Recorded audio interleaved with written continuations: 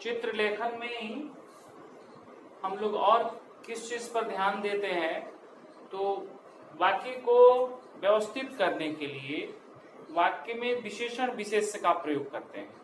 कुछ इंपॉर्टेंट विशेषण का हम लोग प्रयोग कर सकते हैं चित्रलेखन या अनुच्छेद में, वो यहाँ पर बता रहे हैं। इसमें हम लोग संख्यावाची का प्रयोग कर सकते हैं। संख्यावाची अलग भी हम लोग को एक क्वेश्चन पढ़ना होता है, संख्यावाची 1 से 4 तक इसमें हम लोग प्रयोग कर सकते हैं। जैसे संख्यावाची विशेषण होता है, संख्यावाची विशेषण का प्रयोग अगर करें आवश्यकता अनुसार, तो वो वाक्य को और सुंदर बनाता है, दिखाता है। जैसे एक शब्द है, शब्द रूप इसका चलता है, तो पूरा हम लोग पुल्लिंग में इसका रूप एक का प्रयोग करेंगे। स्त्रीलिंग में इसका प्रयोग क्या करेंगे? एका। और नपुंसकलिंग में इसका प्रयोग करेंगे एकम। एक बालक है तो एका बालका अस्ति, एक बालिका है एका बालिका अस्ति, एक फल अस्ति, एक फल है एकम फलम अस्ति। तो एक का पुल्लिंग स्त्रीलिंग नपुंसकलिंग आवश्यकता अनुसार, जिस लिंग में हमको चाहिए एक के तीनों लिंग में से प्रयोग करते हैं। दो के लिए इसी तरह पुल्लिंग में दो का प्रयोग करते हैं।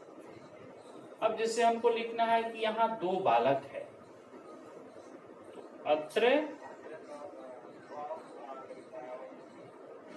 अत्र दौ बालकौ अस्तः, ये सेंटेंस हो जाएगा। दौ बालकौ अस्तः, दौ छात्रौ भ्रमत, दौ जनौ आगच्छत। इस तरह का हम प्रयोग करेंगे।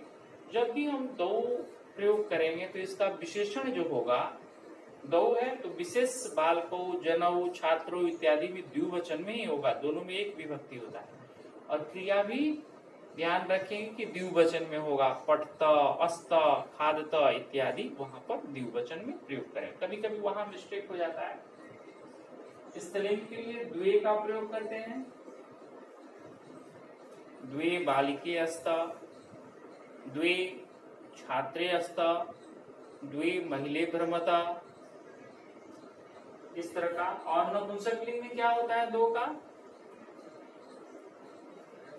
द्वे ही होता है। 2 फल हैं, यहाँ 2 फल हैं, अत्र द्वे फले, वहां भी द्विवचन अस्ता, करेक्ट। तो यहाँ भी द्विवचन का प्रयोग करेंगे, द्वे फले अस्ता। 3 का पुल्लिंग में क्या होता है रूप? त्रया। चलो सबको, बहुत स्टूडेंट को याद है त्रया। अब जैसे सेंटेंस बनाना है कि यहाँ उद्यान में 3 बालक घूम रहे हैं, दिख भी रहा है चित्रलेखन में 3 बालक।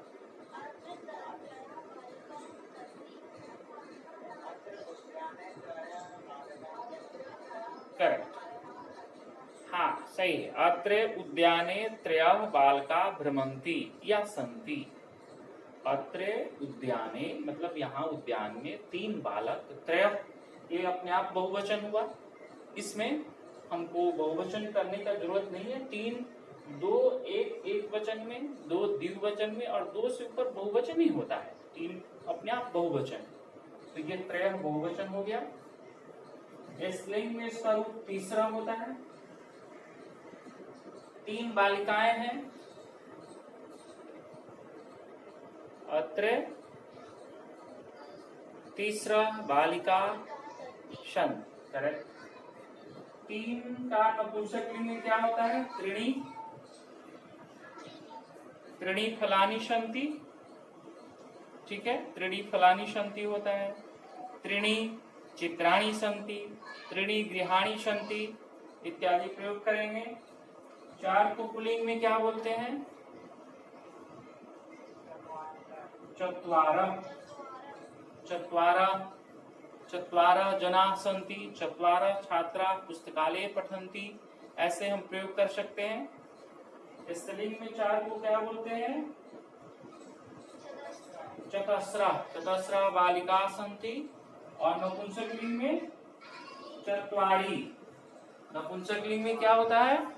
चत्वारि फलानि सन्ति। और 4 के बाद एक ही तरह का लिंग होता है। 5 का अगर हमको प्रयोग करना भी है तो तीनों लिंग में पंच का प्रयोग हो जाएगा। पंच पंच पंच, यहाँ कोई प्रॉब्लम नहीं है। 5 4 तक ही ये लिंग पर विशेष रूप से ध्यान रखा जाए।